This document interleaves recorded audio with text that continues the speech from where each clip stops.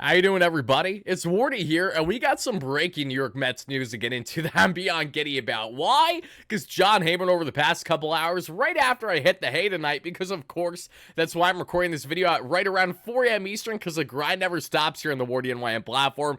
Heyman stating the following that yes, the Mets have met with Juan Soto and co. over this past day and went extremely well, so let's get into all the little details from this latest post here from the New York Post on the Mets currently meeting Juan Soto. Was the first of many inevitable meetings between the two sides this offseason. David Stern, Steve Cohen, Carlos Mendoza at minimum in attendance to face Scott Boras, Juan Soto, and others there in LA. Let's deep dive this, everybody, not only on the current details here, but on how the Mets may have apparently already offered a massive contract, to what degree, and how truthful is that reporting separate from John Heyman of the New York Post. We'll get into as well, everybody, so smash a like and subscribe on as your first chime in, as we're going to cover everything to a T when it comes to Juan Soto. If you're wondering, Wardy, why is that? I don't know. It's almost like he's the most coveted free agent in recent years, not named Shohei Ohtani.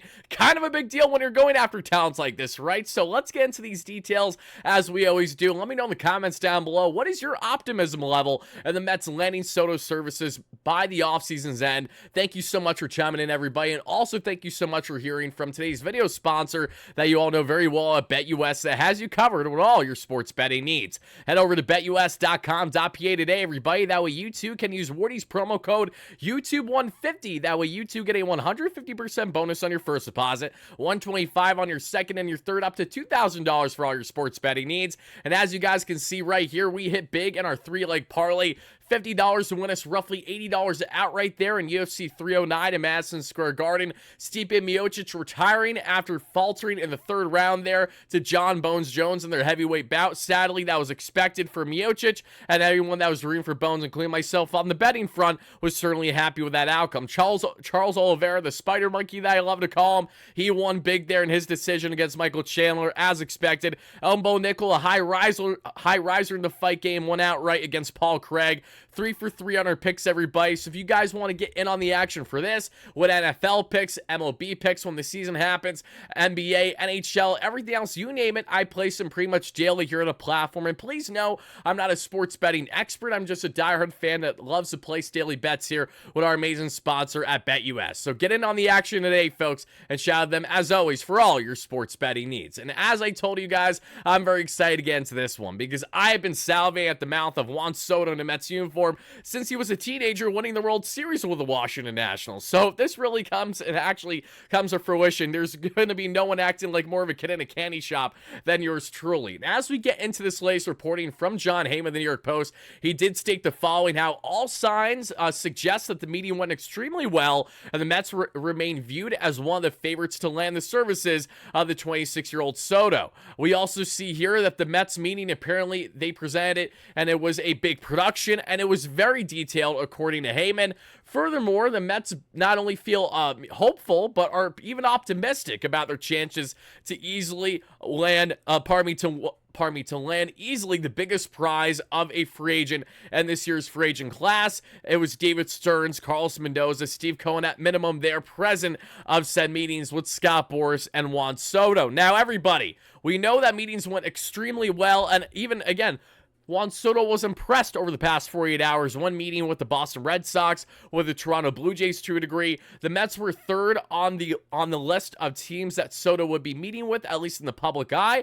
We know that the Yankees are going to be meeting there with their former star, hopefully staying former there, beginning this Monday between the two, and then we will go on from there, and what's inevitably going to be multiple meetings between the Mets and Juan Soto. Same thing with Juan Soto and other teams this offseason. But now the big question is, okay, we all know the Mets have endless interest and endless, desire for Juan Soto. No one should be shocked at this after Soto's coming off of a tremendous 2024 campaign, a man that fits both the short and long-term bill better than most when looking at elite talents, one of, if not the best overall hitter in Major League Baseball. To implement him in this line for the next 10 to 15 years alongside of Juan Francisco Lindor is a great prospect to many, including myself as a Mets fan. But as we get into, okay, the Mets are really unrolling the red carpet here for Juan Soto, I'd imagine that we're going to find out more details on this meeting over the course of the next day. So be on the lookout, everybody, as we will be live on the platform, more than likely, barring changes, obviously, Sunday evening here, as long as it doesn't interfere too much with whatever the matchup is for Sunday Night Football. I definitely want to chime in more and get into a little bit more aspects of Soto here outside of the quick hitting video that we're doing right here, right now. So chime in that live stream later on today at the time of this video being recorded and posted, everybody. But personally, for asking for my opinion as someone who's evaluated the Soto sweepstakes from start to finish, this is not only expected, but this should have every fan feeling pretty optimistic, even the early goings. I'm not going to give any fan a reason to believe any type of pessimism whatsoever, because the pessimism is simply this: if the Mets don't land Juan Soto, every Mets fan, not every Mets fan, but the majority of Mets fans are going to be disappointed, even if it isn't for a lack of effort, which it certainly won't be. The Mets are going to be doing everything in their power to land this young man, rightfully so, knowing how much he can greatly impact the team for the better for the short and long-term bill. But we also know that's Juan Soto, who's, again, a tricky man when it comes to trying to ink a proper contract on, dealing with Scott Boras and everyone else in company. This is still going to be easier said than done. So regardless on the Soto sweepstakes outcome, the Mets and Steve Cohen, they're certainly doing their part here. So much so that we already have early rumblings to suggest that the Mets may have already offered him a contract. Now, I'm going to leave this up to you, Mets fans, as if you want to believe this or not, because the man that I'm about to reference is someone who has been accurate in recent Mets off seasons with certain reporting, has also been inaccurate with reporting across not only the Mets, but other MLB-wide teams as well.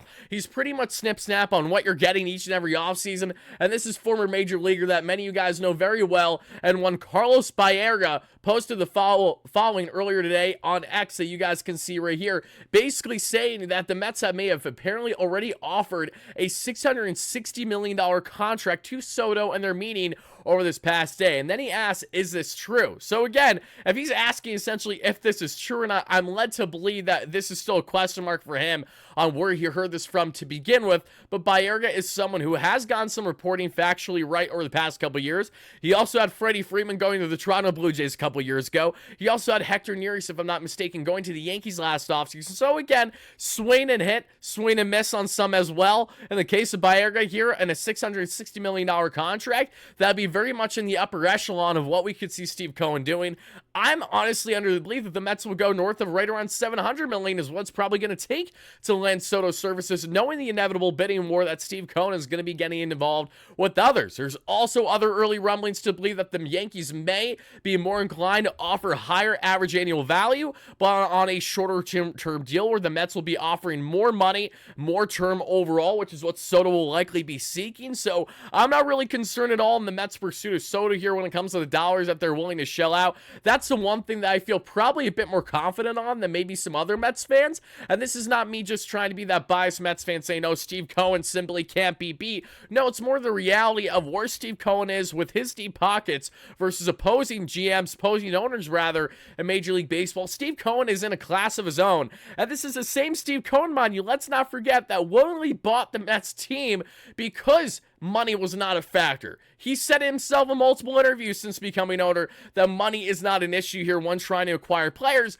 You just want to be smart about it because you know that you have a 90% tax when you hit a certain threshold that we know, the Steve Cohen tax that was unleashed over the past couple years. And we also know that the Mets need to be strategic about their spending. But in the case of what the Mets are currently working with north of $200 million that's come off the books this offseason, and knowing that Steve Cohen is our owner, the Mets can comfortably throw 50 to 60 million AAV if they really want to Juan Soto per year for the next 10, 13, 15 years, mind you, and it still wouldn't hurt them in the long term whatsoever because they will still have financial flexibility in other areas. That's something that no other team in Major League Baseball can confidently sit here and say they can do. If the New York Yankees unleash everything for Juan Soto, they're still going to be limited in their spending in other areas for their lineup, which is what will hurt them again, just like how it hurt them in the World Series this past year by not having fundamental baseball and also not having depth in that lineup outside of Soto and Giancarlo Stanton because Aaron Judge was so few and far in between, and everyone else, I mean, again, Anthony Volpe had a big hit or two, but that was about it. You guys know what I'm saying here.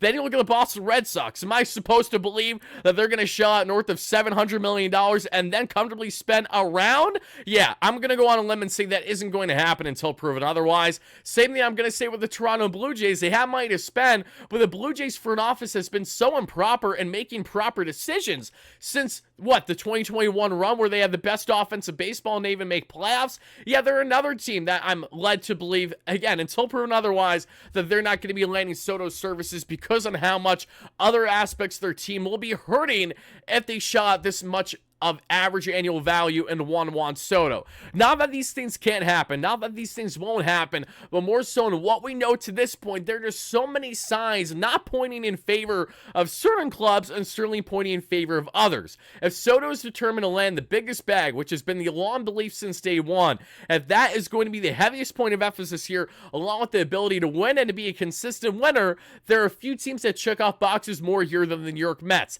The LA Dodgers were already deemed to be a team that's not going to be going out of their way to land Soto services in the early goings of this offseason unless he kind of falls in their lap. Is that going to happen? Fingers crossed, hopefully not. The New York Yankees case, they of course have a great opportunity to bring back Soto, but are they going to do what it's going to take, knowing that's going to strap them in other areas where Steve Cohen, again, unlike any other owner in Major League Baseball, can come out here, throw out the dollars, scorch earth. Remember how LA spent $1.2 billion in offseason ago on Ohtani and Yamamoto? Imagine thinking that Steve Cohen still isn't bothered by that. Imagine thinking that Steve Cohen didn't watch the Dodgers win all in year one by doing that big spending and realizing, hey, we need a balance here. We did not land Yamamoto last offseason. The Dodgers went scorched earth after not spending 2 offseasons ago, allowing Trey Turner and others to walk, knowing that they rather cruise through an offseason for a year and potentially fall short in playoffs for the potential guarantee of a World Series a year after that with Ohtani and Yamamoto. That's exactly what they did, and it exactly worked. Steve Cohen knows how much it is important to not only spend, but have a balance of a great farm for the short and long-term bill, and to acquire some big, young, talented assets in the trade front. They're going to be doing all these things to an extent this offseason, but Juan Soto is the biggest domino that we all know needs to fall, and Steve Cohen, let's just say he's going to be doing everything and then some to lend his services, and we're going to continue to highlight this all offseason long until Juan Soto makes his inevitable decision. So everybody, as I mentioned, I'll be back live again, more than likely later tonight, sometime Sunday evening, so be on the lookout for that. We're going to get into the latest on Soto, any other key reports that I don't talk about, or maybe you want to get into a bit more detail outside of a quick hitting video like this. No less, everybody, let us know your thoughts in the comments down below. How do you feel about the Mets having a very positive first meeting with Juan Soto, the first of many, as it apparently went extremely well? Are you buying into Carlos Baerga's belief of a $660 million contract offer on day one of the meetings between Soto, Steve Cohen, and everyone else in company? I'm not sure. Let me know how you guys feel down below, and stay tuned for consistent content on all things Mets and all things Juan Soto this offseason. Thank you guys for watching. As always, no matter what, let's go Mets, baby. Peace out.